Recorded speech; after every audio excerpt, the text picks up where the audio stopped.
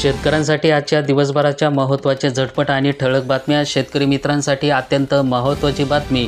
शेतकरी कर्जमाफीत लाडक्या बहिणीचा अडथळा. तिजोरीवर तारण वाढल्यामुळे आश्वासन देऊन सुद्धा कर्जमाफीची टाळाटाळ.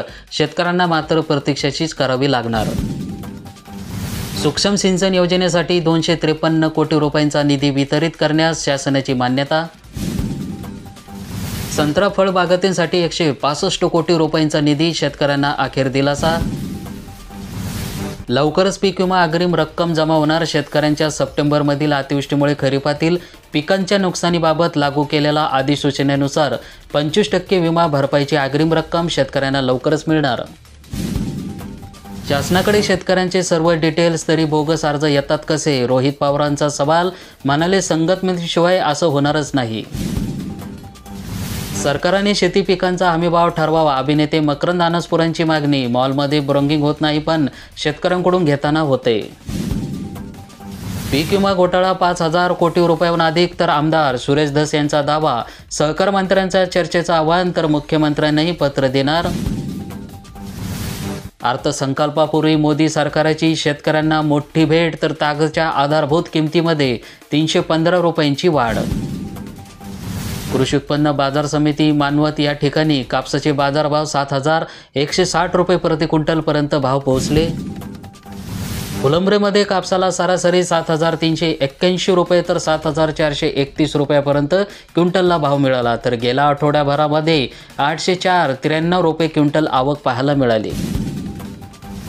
भोकरदन तालुक्यातील शेतकऱ्यांना आता तलाट्यांकडे साकडे. हजारो शेतकरी ई पीक पाहणीपासून वंचित. सोलापुरातील 1 लाख लाडक्या बहिणींना जानेवारीचा हप्ता मिळणार नाही. सरकारने घेतलाय मोठा निर्णय. लाडकी बहीण योजनेच्या निकषामध्ये महिला फक्त कोणत्याही एका शासकीय योजनेचा लाभ घेऊ शकतात असं नमूद करण्यात आलेलं आहे. त्यामुळे महिलांना कोणत्या योजनेचा लाभ घ्यायचा याबाबत सव्य घोषणापत्र द्यावे लागणार. घाऊक बाजारामध्ये टमाट्याचे भाव 10 रुपये किलोना. शेतकऱ्यांवर मोठं संकट. शेतकऱ्यांना 8 दिवसामध्ये पीक विमा परतावा मिळणार. शेतकऱ्यांसाठी अत्यंत दिलासादायक बातमी. पीक विमा न मिळाल्याने आंबा काजू बागायतदारांना 8 दिवसात परतावा मिळेल असे आश्वासन जिल्हाधिकारी अनिल पाटील यांना जिल्हा कृषी अधीक्षक चर्चा केल्यानंतर शिवसेनेचे उद्धव बाळासाहेब ठाकरे गट पदाधिकाऱ्यांना दिले.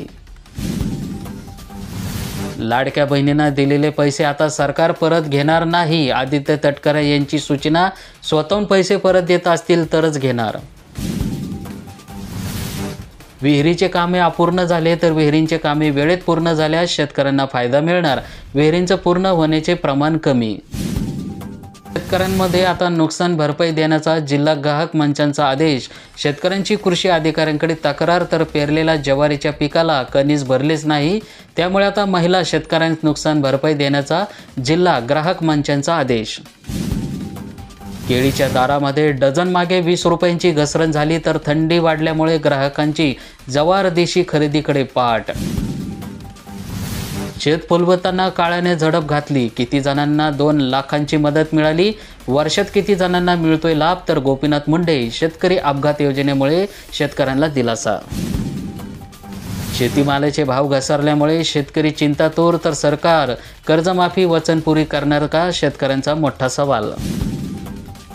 कमी भावात तरी कसा विकावा? कापूस थप्पीने त्वचाचा आजार वाढला. कापूस उत्पादक शेतकऱ्यांची खाजगी व्यापाऱ्यांनाच पसंती. तर 2 रूमचं घर 1 खोली कापसानेच पॅक. सरकारचा आधार नकोस तर निराधार योजनेचा 51,000 लाभार्थ्यांना फिरवली पाठ. 31 जानेवारीपर्यंत लाभार्थ्यांना मुदत. शेती नाही तरी विमा. 96 केंद्रांना टाळे. कारवाई करून अहवाल द्या. परभणी जिल्ह्यामध्ये 11 गावे तर हीच तर 96 सामायिक सुविधा केंद्र.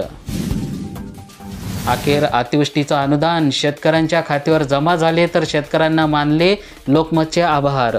परभणी जिल्ह्यातील अतिवृष्टी आणि पुरामुळे बाधित शेतकऱ्यांना 548 कोटी रुपयांचं अनुदान मंजूर झाले. मात्र 100 दिवसानंतर हे अनुदान शेतकऱ्यांना मिळाले नाही. त्यामुळे लोकमतने 17 जानेवारी रोजीच्या अंकामध्ये हे अनुदान का मिळत नाही याची बातमी केली आणि त्यानंतर जिल्हा प्रशासनाने तातडीने पावले उचलत शेतकऱ्यांच्या खात्यावर हे अनुदान वर्ग करण्यास अखेर सुरुवात झालेली आहे. त्यामुळे शेतकऱ्यांनी लोकमतचे आभार मानले. पीक विम्याचा प्रश्न तातडीने मार्गी लावा. रविकांत तुपकर यांनी घेतली कृषी मंत्री माणिकराव कोकाटे यांची भेट.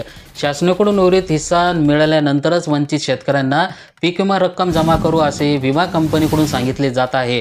त्यामुळे शासनाने बाकी असलेला कंपनीचा हिस्सा उपलब्ध करून देत वंचित शेतकऱ्यांना तातडीने विमा रक्कम देण्यासाठी कंपनीला बाध्य करावे. राज्यातील शेतकऱ्यांच्या पीक विम्याच्या प्रश्न तातडीने मार्गी लावा अशी मागणी शेतकरी नेते रविकांत तुपकर यांनी कृषी मंत्री माणिकराव कोकाटे यांची भेट घेऊन केली.